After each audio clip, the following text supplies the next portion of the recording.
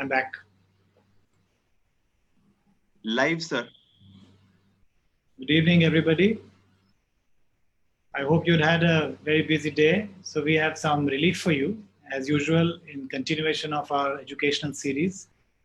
I think we have almost crossed 117 to 118 days, and we are still going tough, and we're enjoying interacting with you and offering you some knowledge about the Ayush systems, in particular yoga.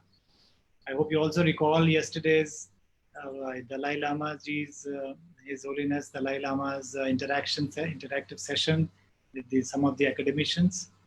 Today we have an equally important person as our guest. This is, we are welcome Reverend Father JoeH.Pereira from Mumbai. Father Joe, as they call him, is the founder trustee of Kripa Foundation, which is devoted to the care, support, and rehabilitation of those affected by chemical dependency and HIV and AIDS. Since its inception in 1981 in Mumbai, the Kripa Foundation has grown exponentially from a vital link, providing social stability to 13 Indian states. So it's indeed a surprise that we haven't known this for so long, and we are really glad to welcome Father Joe to this program. He has a master's in psychology and the philosophy from University of Bombay with the licentiate in divinity from Bombay and Pune, certification in counseling theory and practice, and expertise from Hazelden Institute of Minnesota. So he has been in US.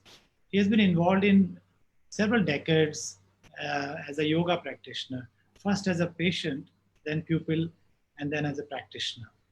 He's followed the BKS Iyengar, Guruji's Iyengar form of yoga. And he's also been the adjunct professor in yoga philosophy and psychology at various Indian universities and Catholic institutions, and at the 4 regional seminaries in Mumbai, Goa, Pune, and Nagpur. He is a consultant to the Archdiocese of Mumbai for rehabilitation of chemically dependent, and a consultant member of various high-level committees constituted by Government of India. And most importantly, he has been recognized by the Government of India as he has been bestowed with the 4th highest civilian award, that is the Padma Shree. So we are glad, it's a proud privilege to invite him to this forum, and with his 30-40 years of work in the field and awarded with Padma Shree by the President of India. He's also been awarded the Mother Teresa Memorial National Award in 2008, the Christian Chamber of Commerce Award for Excellence in the Field of Social Work, International Yoga Journal Karma Yogi of the Year, and Priyadarshini National Award, Anti-Narcotic Council of India Award for Best Establishment in the Field, and has also been an expert faculty for the National Institute of Social Defense. So as we can see, he has had a diverse and a very rich experience, not only in yoga, but also as an expert panel in formulating and regulating yoga practices and improvising it by different protocols. This is what it seems, and it's been richly awarded by institutions from government to NGOs, and this is really commendable. Dr. Joe, how do you feel joining our program? I'm privileged, I feel honored, and I feel happy that I can share what God has done to us with so many people and with your institute, which is very doing a tremendous work. Thank you. Yoga Scholars PGM here actually is a group for the Integrative Medicine Case Reports. It's a journal that aims to publish data from both the traditional or alternative therapies and the modern medicine using research tools, research which is rigorous and full of quality, and it undergoes a standard peer review, and then it is published. The idea being to roll out the integrative healthcare for the benefit of patients, also for the physicians. And the more they are calm at the mind by doing yoga or meditation or other means, they'll be able to deliver better. And we had, as I mentioned, His Holiness, then Sadhguru, Swami Ramdev, Dr. H.R. Nagendra. People, all physicians have come in and given their views. Lots of students have come, and we even have morning and afternoon classes every day on this Facebook session. Roughly about 1.3 million viewers have joined in last 118 or 19 days. And typically one particular talk like you're in the evening, we get anywhere between 300 to 800 online views. So people are waiting for you, and without any much ado, I invite you and I welcome you to give your talk, and we'll hear you out. Welcome. Namaskar. Beautiful to be in this atmosphere of sharing what the Dalai Lama, His Holiness, said, that we have an infinite capacity where intelligence and knowledge is concerned. And my topic today is all about using yoga for a recovery program, which has baffled different sciences and religions. You know, the history of addiction began in 2029 when there was a collapse of the stock markets. And imagine what happened in 1930. There was a depression, and a stockbroker hit the bottle, and he was admitted 4 times in the town's hospital by Dr. Silkworth. He gave up and he said, I can't really handle alcoholism. And he proved that at that time that there is no chemical solution, medical solution for chemical dependency, alcoholism. But then there was also a psychiatrist, a world repute, Dr. Carl Gustav Jung, who treated an alcoholic from New York and failed. And he was Roland Hallington. And Carl Gustav Jung again acknowledged that there's nothing in psychology that can help us understand this unique disease, which is acknowledged as a disease, though the DSM-4 and 5 still maintain that it's a disorder. Well, men of religion also took part in this. Frank Buchmann set up a whole organization called the Oxford Group. And this Oxford Group contributed a lot to the self-help program. But you know, this Oxford Group became finally Moral Rearmament, and you'll be interested in knowing that today the head of this Moral Rearmament, which has changed its name to Initiatives of Change, is headed by Mahatma Gandhi's grandson, Dr. Rajmohan Gandhi. And 6 out of the 12 steps that are practiced by the self-help program, which I follow, I make that the main backbone of the recovery program. And one problem there was that this self-help program, which was born on the 10th of June, 1935, by 2 drunks sitting together, the stockbroker and the doctor from Akron, Ohio.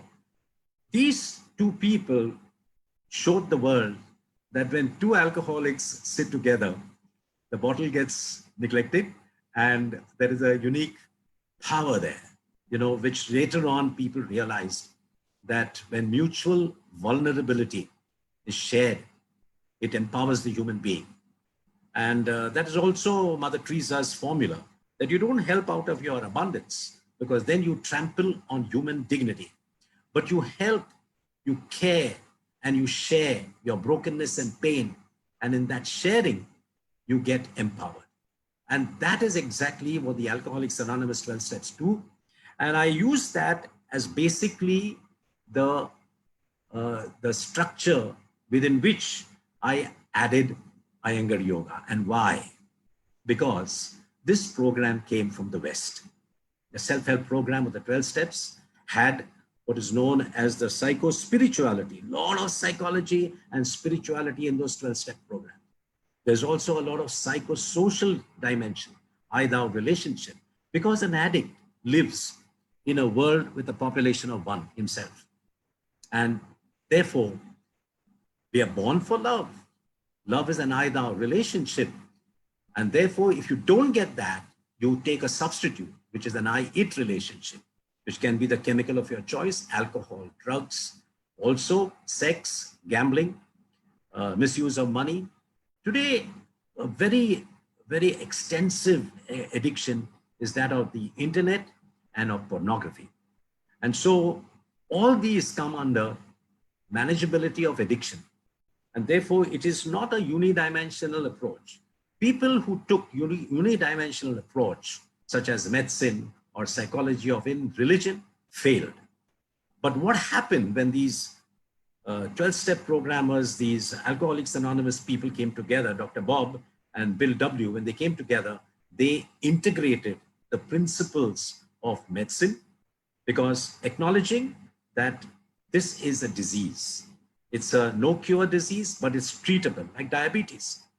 Then they accepted a whole lot of psychological insights, and they, above all, made this program known as a spiritual program, not religious, a spiritual program. But these two dimensions of psycho-spirituality and psychosocial were not enough, because in India we know, and that's where yoga comes in. In India we know that all spirituality has to have a base in the body. Yatha pinde tatha brahmande, and therefore the whole teaching of Patanjali, not just Chitta Vritti Nirodha. When Guruji gave us this Kripa Foundation, the special protocols to help addicts come out of their loneliness and pain, come out of their psychological depressions and manic depressions, bipolar. When he gave us formulas, when he gave us protocols, he gave it to us in a very special, compassionate way. And what was his compassion? Props. You must have seen typical Iyengar yoga classes where these props are made to help the person who has abused his body so much to reclaim that body, to get back the wisdom that is inherent in the body. And so there is a 11th step which talks about sought through prayer and meditation. So I grabbed that word meditation and I told all the Westerners that now that you know that there is psycho-spirituality, psycho-social dimension, how about integrating the psychosomatic? Soma stands for the body, and the body never tells lies. And therefore, joining Ashtanga Yoga through the 11th step, the 11th step says, sought through prayer and meditation to improve my conscious contact with God. So that meditation is the 7th limb, 7th anga of Ashtanga Yoga. But you just can't do meditation if you're not properly conditioned by the body, if you're not properly adjusted in your breath. So Bahiranga is important. Antaranga is very, very important, but we just cannot stop there. Most of this export of yoga to the West, unfortunately, has been only emphasis on asanas and the Bahiranga sadhana. No problem. But when you go into the real purpose of yoga, Guruji P.K.S. Iyengar, like Socrates always said, yoga, the purpose of yoga is to find yourself, to know yourself. And St. Augustine said, noverim me ut noverim te. Lord, help me to know myself so that I may know you. Because ultimately, when you come to know who you are, like Moses on the mountain said, the name of God was, I am who am. And we are made in that image. So we too are, I am who am. So aham, tatvam asi. But how do you get there? It's a long process. It's not so easy unless you understand that there is a certain amount of dying to oneself. Self-denial is an essential requirement that an addict has to learn. And as the program says, ego deflation. So if you practice yoga, as Patanjali has said in his Kriya Yoga, Tapas Swadhyaya Ishvara Pranidhana Kriya Yoga, or Prayatna Shaitilya Ananta Samapattibhyam. So it's not enough that you jump around like monkeys, no, but that you go into your body. And Harvard Medical School, Dr. Walter Cannon has said that there is a wisdom in the body, but we don't know that wisdom. How will we know that wisdom? Only when you go into this body, which is the temple, through asanas, through pranayama. And once you get into pranayama, what happens is a miraculous shift from working on just the indriyas and the manas onto the antaratmic dimension, dharana, dhyana, and samadhi. But there is a set there, a condition there, which is pratyahara. What is pratyahara? Pratyahara is precisely as a result of pranayam, you are able to get into a disposition of dispossession. You can let go.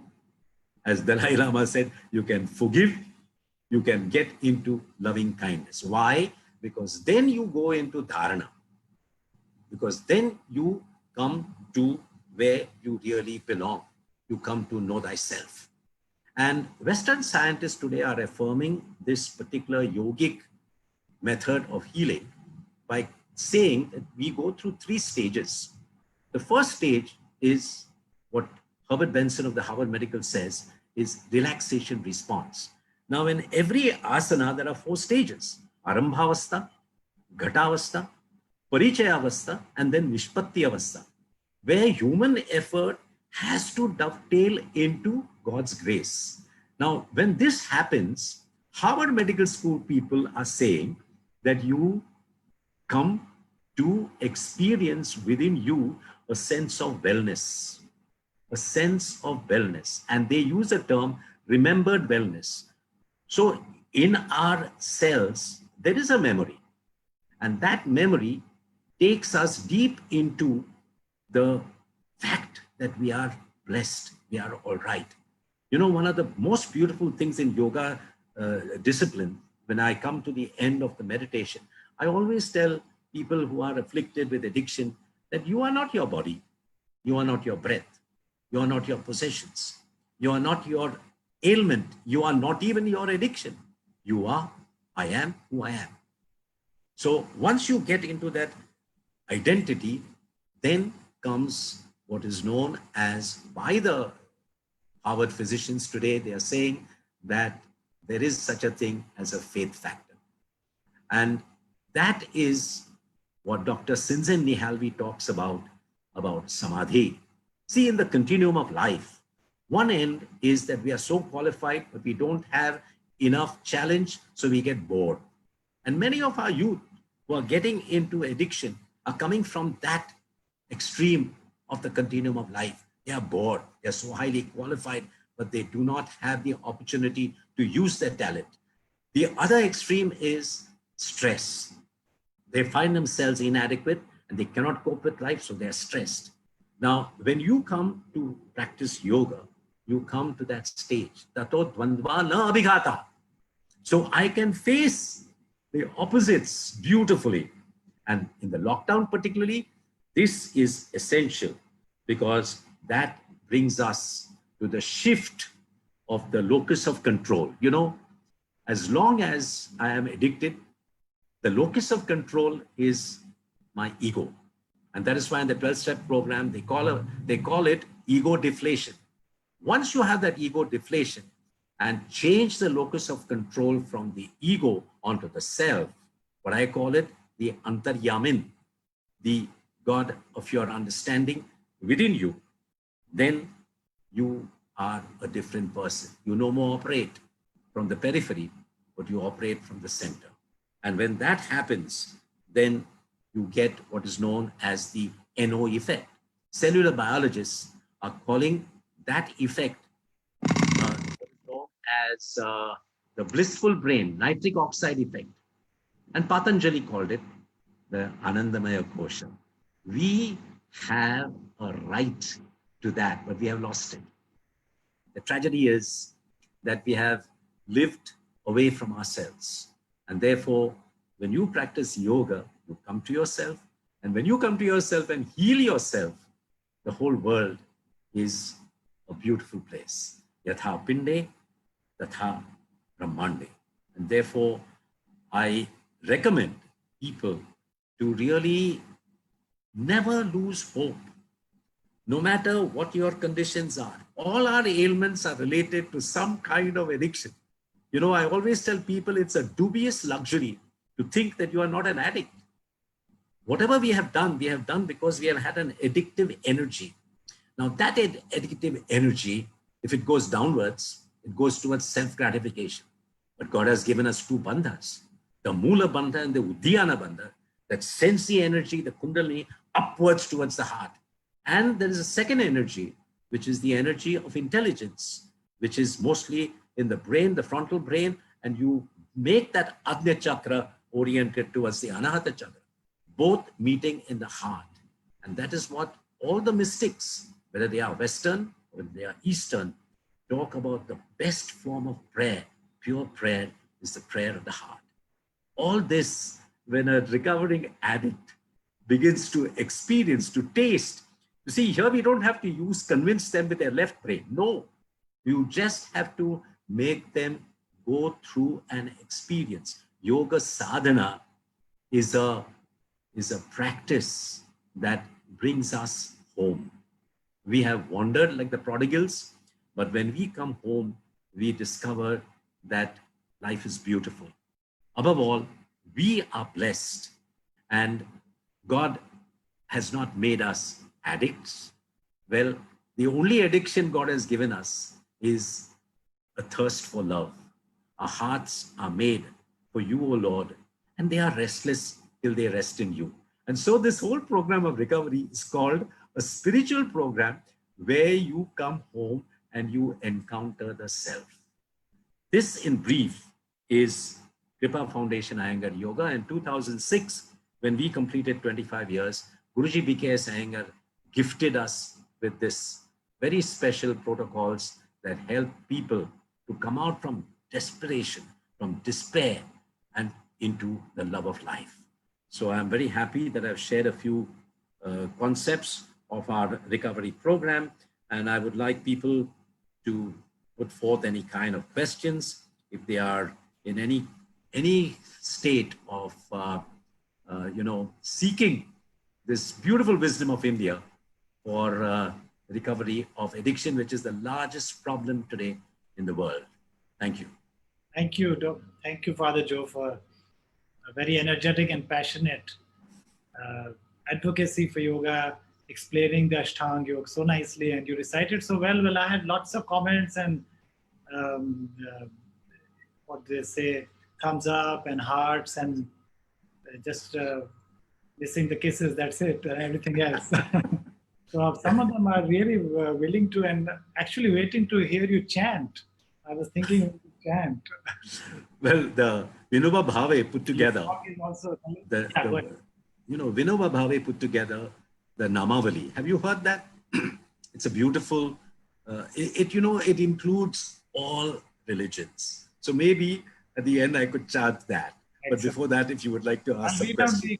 Yeah, sure. I just read out. Your talk is also relevant and helpful for people who are not addicted. How to handle addiction of love, Father? That's okay, there are very good question. Yeah, there are two types of loving. One loving is called erotic love, eros. Now, eros is something that it's erotic. It's in a way selfish love, and this erotic love, it has to give way to a selfless love. If it does not give way to a selfless love, interestingly, erotic love dies. And if it does not die, the lovers die. Romeo and Juliet had to die. Dodi and Lady Diana had to die. But there is another love. What is that love? It's called agape. What is agape?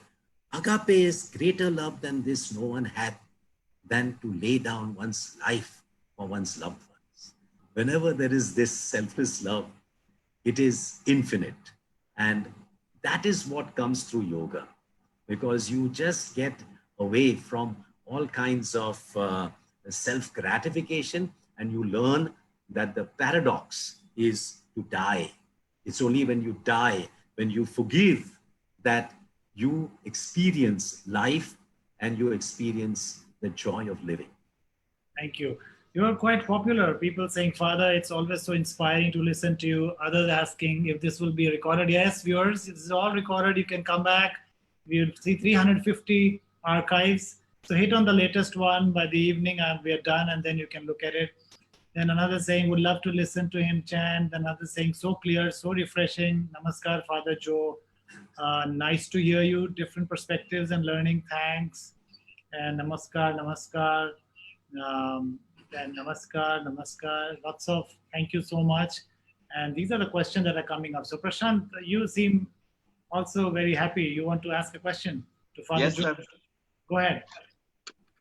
Sir, BKS Iyengar told us about enlightenment, alignment to enlightenment. He said, very good teaching of through asanas to go in the state of meditation. Sir, from a question, from where our viewers can find the yoga protocol videos of Iyengar yoga for addiction? Well, that's a very special question because, first and foremost, teaching by videos is not always correct. Because, take for instance, this evening's class where I teach on Zoom, somebody asked a question as to how to address a deviated septum. Now, how to do that? How there is a protocol for that, and it takes Guru Shishya Parampara. There's no certification more valuable than that, and so touch of the master is very important. And somehow or the other, you have to teach live. It's not just reading and all. You can misinterpret, and you can even, Guruji always said that if you don't have the proper, see, Iyengar yoga has two characteristics: alignment and balance. In every asana, his alignment and balance was so perfect that he made every asana a prayer. And that's what happens to us. I consider my yoga mat and the altar where I offer my mass the same, because just as I die on my yoga mat to self-will, selfishness, greed, and everything, and my addictions, I do the same ritualistically on the altar where I celebrate the death of Jesus, my supreme yogi. So, this is where yoga practice has to really influence my living. Otherwise, we are just, and therefore you cannot do this by just videos. Yeah, good. But some of the other personal touch is preferred. And yeah, there are videos available. There are videos available, but they are going to be available on a special website which is not yet set up. It's Kripa Foundation Iyengar Yoga, because we are starting a whole training program worldwide. And we are also starting a very special center in Goa, which is the International Kripa Foundation Iyengar Yoga Center Sanctuary, which is in Anjuna. And it has people of about 60 countries coming there. So it's going to be a very special approach to addiction. Goa is a heart of addiction. And in the heart of that addiction, like an oasis, here is Kripa, bringing Guruji's teachings for an addictive world. So it's a very, very exciting program for me. Oh, we wish you best for this center that is going to come up in Goa. Well, just to let you know, Punjab itself has a lot of addiction problems. So is the case in India and the world. So we wish you good luck. And there are... I'm coming to Punjab. Sorry to interrupt you. I'm coming to Punjab. As soon as the lockdown is over, I'm setting up a center in Jalandhar. The bishop, the acting bishop there, because there is no bishop right now, acting bishop there, Agnello Gracious, has called us, and a whole lot of priests are listening to me. Many of them are listening to me, but we are starting a center there. Yeah, and we are very keen on, sorry to interrupt you, we are very keen on taking yoga protocol for addiction in the scientific manner, generate data of how much de-addiction has happened, what are the markers involved, and did it happen through mind control? Did it influence the psychology first and then the blood changes happen, or was it the other way? And how much, what kind of addiction was better tackled, or by which protocol? So comparison between various yoga protocols, then the downstream markers. So all those research parameters we want to study in order for us to use that data for integration. Beautiful. To the health, into the I think we can team up for that. We have a research program also. We can team up for that. It's a very good news you give me. Yes, sure. So I want to ask you, what is your favorite asana? Talking of asanas and alignment, you mentioned. You really want to know? Urdhva Dhanurasana. Urdhva Dhanurasana, I keep it for 5 minutes. In Milwaukee, I was teaching a basket. Prashant, how long can you do? Prashant. Sir, Dhanurasana. Sir, I Urdhva 1 minute, Dhanurasana. 2 minutes. Urdhva Dhanurasana. Not Dhanurasana, Urdhva Dhanurasana, back bend. You are below 30. So how much time do you, how long can you hold? Yeah, sir, sorry, but what is Urdhva Dhanurasana is what? So please explain a little bit. Please explain, sir. Urdhva Dhanurasana is keeping your hands behind your shoulders, Okay, sir. lifting your Chakrasan. whole body in a back arch. That's Okay, sir. Urdhva Dhanurasana. Chakrasan. Sir, No, sometimes. chakrasana is when you throw yourself out Okay. and go into a chakra, into a wheel. Okay? But Urdhva Dhanurasana is to hold on to that, the back bend. And this is a secret of slowing down aging. I'm 78 and I do this, by which I can stand on my hands, Adho Mukha Vrikshasana, Pincha Mayurasana, Dvipada Viparita Dandasana. These are all my favorite postures. I never let a day pass without this. That is amazing. You're 78. That's what is qualified in Neeraj Malhotra's comment in Capital, respect. That's all I have to offer to Father Joe, respect. Wow. You're 78. Great. Thank you. I must thank Dr. Rajvi Mehta out there. Maybe she's listening, to recommend Dr. Father Joe to our program. And we'll see so many viewers and so many good people flagging and showing thumbs up and hearts. And we're really fortunate to have you. And we would like to have a series of asanas from your own school. Maybe if you can, you to request somebody to come over to our program. We have morning and afternoon sessions. And very good. We didn't have much representation from your own organization. We can do it. I can do it myself. I can. Most willing. We can set up. Yeah, we'll talk and we can talk about it. Yeah. So now you want to have a final kind of a chant. I would like to dedicate this to all of us all over the world, belonging to different faith expressions. And Vinoba Bhave put this together as Namavali. Om Tat Sat Shri Narayana Tu Purushottama Guru Tu Siddha Buddha Tu Skanda Vinayaka Savita Pavaka Tu Brahma Majda Tu Yehovah Shakti Tu Yesu Pita Prabhu Tu Rudra Vishnu Tu Rama Krishna Tu Rahimata Tu Vasudeva Tu Vishwarupa Tu Chidananda Hari Tu Advitiya Tu Akala Nirabhaya Atmalinga Shiva Tu Om Tat Sat Shri Narayana Tu Purushottama Guru Tu Siddha Buddha Tu Skanda Vinayaka Savita Pavaka Tu Savita Pavaka Tu Hari Om. Namaskar. Namaskar. You are seriously a blessing. That's what lots of you are saying. And I'm also indebted to you. And so my respects and good wishes and for longer and healthy and prosperous life. We want to have you again. Thank you very much for lighting up our program. Energized, so energized. Thank you so much. Thank you. Namaskar. God bless. God bless.